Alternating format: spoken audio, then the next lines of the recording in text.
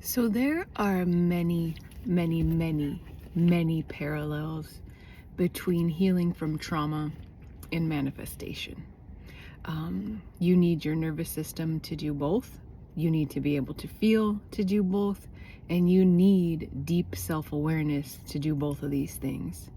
I was working with a client recently who wanted to manifest weight loss.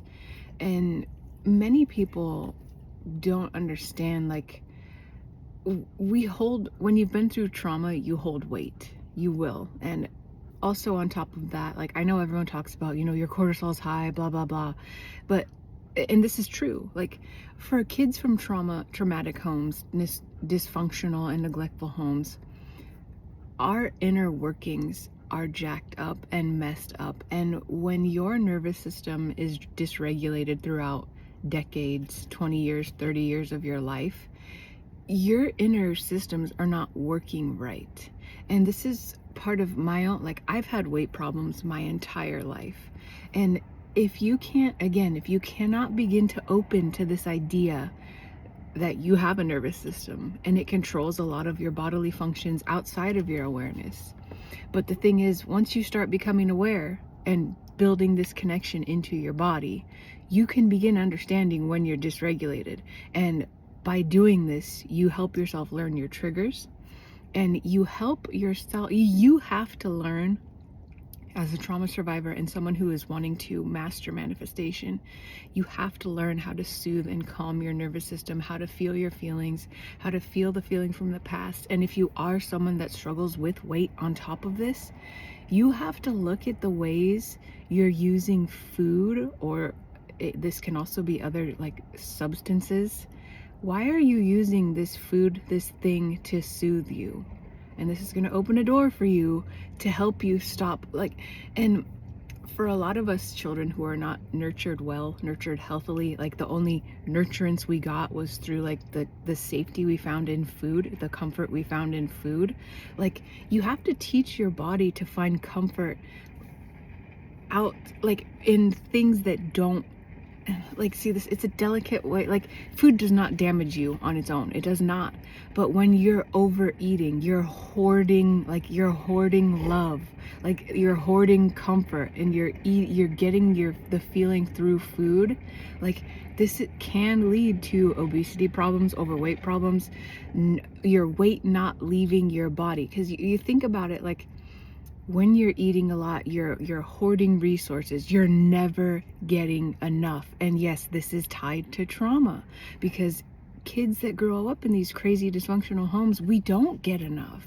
And we're constantly searching to get that enough, like, someone love me enough feeling. And many of us, this falls into food. I'm sorry for, like, the weird lighting here. There's, like, my oil change sticker on my face, whatever, it's distracting me. But when you start looking at how you are hoarding these things, and it can, for many of us, it's like, my downfall is, like, any kind of sugar and desserts. I have to be very careful. I have to watch what I'm eating, and I have to make sure I'm mindful when I'm eating. Like, I talk a lot about, going into your emotional flashbacks. This can happen while you're eating, and it's when you're eating your chips or your cookies and you're watching TV at the same time, you're fucking zonked out, and then you look back and you're like, the whole thing's gone, or like half the bag's gone. Like, it happens. I'm not ashamed. Like, this has been a coping mechanism for me. Okay, I'm not ashamed about it. I don't have all these fucked up feelings about it anymore, because it's like, hello, of course, this was food. For many of us, was the only way we could find any kind of love, compassion, care, some softness in our lives. So if you lean on food and you've been through trauma, like, it makes sense. Can you stop it, please, ma'am? Hey. So to unravel these things, first you have to have the awareness that you're even doing this. And I kind of call the eating thing, it's a mini way of avoidance as well, because when you're choosing to eat and not feel, you're avoiding all those things you're running from. You're avoiding from the fact, I was never nurtured. I don't know how to be nurtured. There's a deep void inside of me and I must fill it. So again, and many of us turn to food where we just are like, oh, shove it down. I don't have to feel it. I'll feel full and shitty. So I don't have to feel the freaking pain and terror of being neglected and abandoned. And to avoid facing the truth, like, oh shit, my parents, like, they didn't love and nurture me. And now I have this gaping void inside of me that I'm trying to fill with a bunch of shit that doesn't fill me up, that doesn't help me feel better.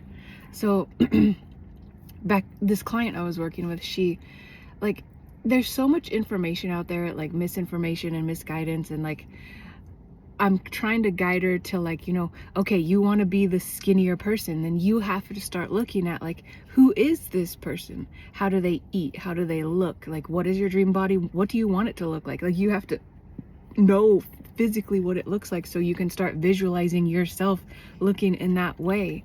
And so I mentioned, like, you know, dressing is her, like, what kind of clothes does she wear? What does she feel comfortable in? What does she feel about her body? And she kept getting stuck on this, like, well, I can't afford the clothes to buy to that she's gonna wear. I can't, I can't, like, and this is just a stumbling block that I see many people get stuck on. Like, when you get stuck on the can'ts, you will never do anything. So you cannot, no matter what you're trying to heal from, work with, work on, do not get stuck down the road of can't. Because the more you focus on, I can't afford it, I can't do it, then nothing moves, like nothing moves. So if you're bumping up against something that's telling you you can't, then shift to something you can. You can picture yourself wearing the clothes you want to wear. You can picture yourself being loved. You can picture and visualize yourself feeling fulfilled within your heart and in your body.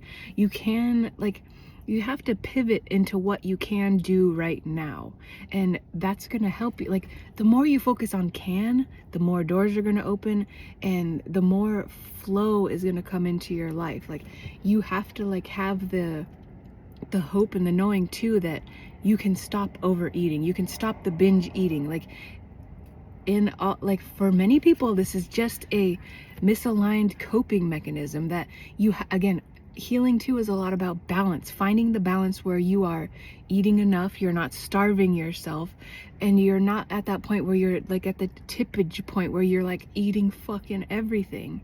So for anyone that struggles with overeating or eating too much or like eating to avoid pain, you have to practice before every time you eat, or like when you notice yourself when you've glazed over, you're just like you're doing the Homer Simpson eating everything. Like, and hey, there's no shame here, okay? Like, I've done this, I've lived through this. Like, you have to see yourself doing the freaking Homer Simpson, and you have to be like, oh wait, this is what I'm trying to stop. And you have to ask yourself, what am I trying to stuff? What am I trying to numb out? What am I running away from? What am I scared to feel here? And when you start facing it, you can start feeling it, and you can start shifting from stuffing to feeling, and then food doesn't become this crutch for you. And of course, like, this is a process and a practice over time you have to repeat. Like, this doesn't just happen one or two times and you're skinny forever. Like, you have to learn. Again, healing is about learning a new relationship to your body, to your life, to the present moment, to living in love and hope and joy. And you build this over time. So every time, like, watch yourself when you're eating. You can take a couple of deep breaths before you go, like, on a rampage. Like, and like, this is the hard part, because you have to catch yourself. If you don't catch yourself, you will never end any patterns you're trying to end. You will not heal anything if you just let yourself loose. Like, you have to be in control, and that's what not a lot of people talk about. Like, you have to be in control, because like, there's nobody, like, you're a grown woman now, grown man now. Your mom and dad's not here to, like, don't eat that, don't do that, don't blah blah. You have to be the one that says, okay, we're saying we want to lose weight and be thin. Is what I'm about to do going to pour into that? And is eating all these cookies going to get me to help me lose weight? Like, you have to question your actions. You have to look at what you're doing and make the connections so you stop the old patterns and create new ones. Okay, guys? I just wanted to share a little. This has been on my heart today. All right, I love you guys. And know that, like, You're not doomed if you're overweight. There are oftentimes a lot of things behind this, especially if you come from trauma. Okay? I love you. Bye.